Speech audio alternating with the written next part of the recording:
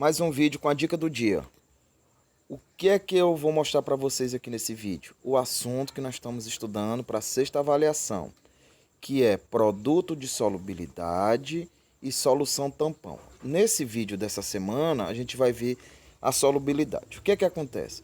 Pessoal, quando a gente já viu desde lá da primeira avaliação, que quando a gente pega o soluto, deixa eu só ativar aqui a canetinha, viu? Quando a gente pega um soluto e dissolve num solvente, água, por exemplo, pessoal, se for compatível, eu vou ter a formação de uma solução. Essa solução ela vai ter uma concentração, que a gente já viu que pode ser em gramas por litro, mol por litro, porcentagem massa, porcentagem volume, molaridade, ok? Beleza. Depois a gente viu, na segunda avaliação, a influência do soluto sobre o solvente, que nós chamamos de propriedades coligativas, né?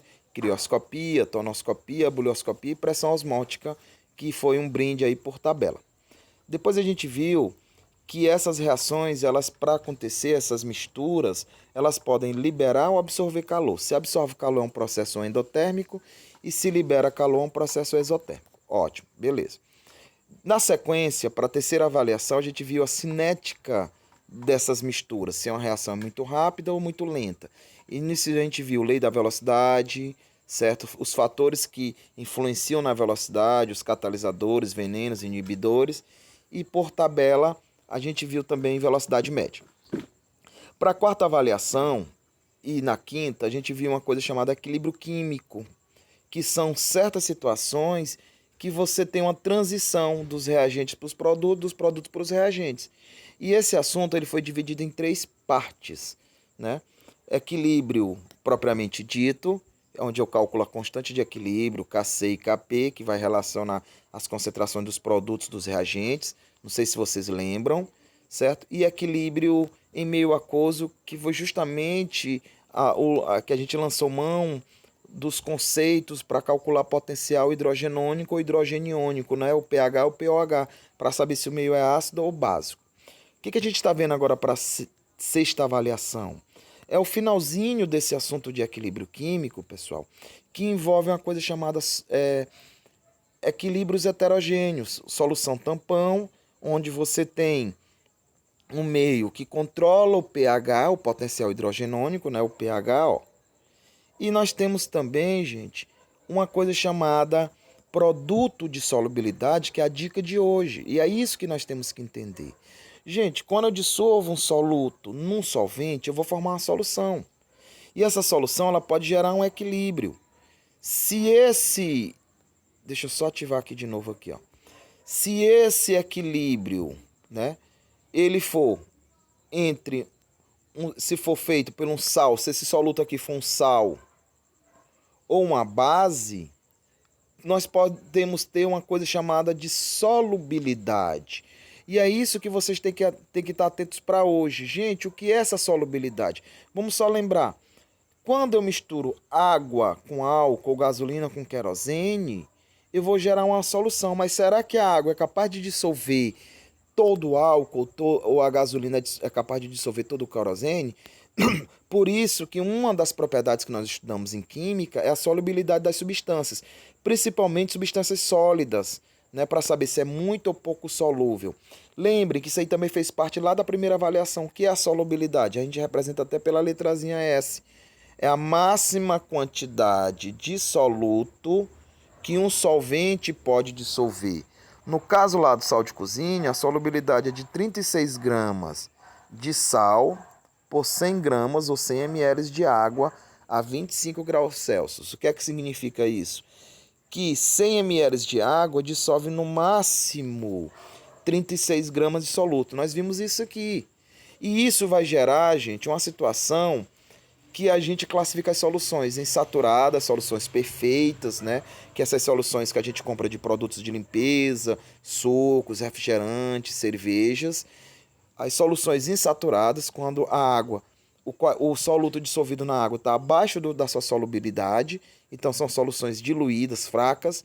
E quando você tem as soluções supersaturadas, que é nosso objetivo de estudo aqui, ó, é quando eu pego uma solução dessa e adiciono um valor além do que o solvente pode suportar. E isso gera um precipitado, gera um equilíbrio químico.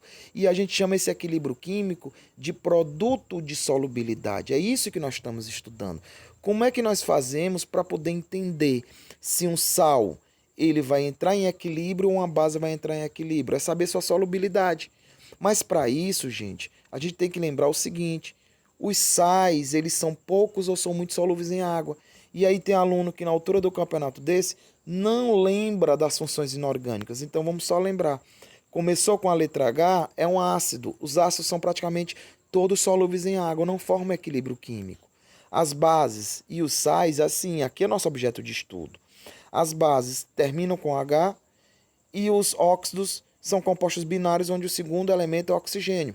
Se não for um ácido, se não for uma base, se não for um óxido, por tabela vai ser um sal. Tá ok, pessoal? Então é isso que nós temos que ficar atento. Agora, como é que eu vou saber se um sal é solúvel ou não na água? Teoricamente, ou uma base, desculpe também, viu? Teoricamente, gente, a gente teria que lançar mão dessa tabelazinha de solubilidade. Só que na prática, o que é que nós vamos fazer? É só você lembrar desse bizu aqui, ó. Se eu tenho sais ou bases compostas de metais alcalinos, como sódio, lítio, né? Deixa eu só botar aqui. Potássio, rubídio, césio e frâncio. Aí sim, eu vou ter sais e bases solúveis. Um exemplo aqui de uma base solúvel, ó, hidróxido de sódio. Um exemplo aqui de um sal solúvel, cloreto de lítio, brometo de potássio, carbonato de rubídio, certo? Sulfato de césio. Então eu tenho várias situações que dá para me prever se uma base ou um sal, eles vão ser insolúveis em água. Porque sendo insolúvel, eles vão ter o que eu falei para vocês, um equilíbrio químico. Por tabela, você vai ter uma constante de equilíbrio e a gente vai lançar mão daquela teoria de solubilidade. Os metais alcalinos terrosos, que são segundo os metais da tabela, como magnésio, deixa eu só ativar a canetinha aqui de novo, ó, como magnésio, bário, cálcio, estrôncio e rádio, eles são, dependendo do que estiver ligados, vão ser parcialmente solúveis ou insolúveis. Na prática, gente, ó, esses dois caras aqui, com que eles estiverem ligados, eles vão ser insolúveis em água. E aí vão gerar um equilíbrio químico, que é o que a gente vai estudar em produto de solubilidade, ok? Os demais cátions, eles vão ser insolúveis em água com qualquer ânion. Então fiquem ligados nesse bizu aqui. Por que isso é importante? Porque é o seguinte, gente, ó. Para me calcular a solubilidade de um sal sólido fraco com uma base, eu vou lançar mão, ó,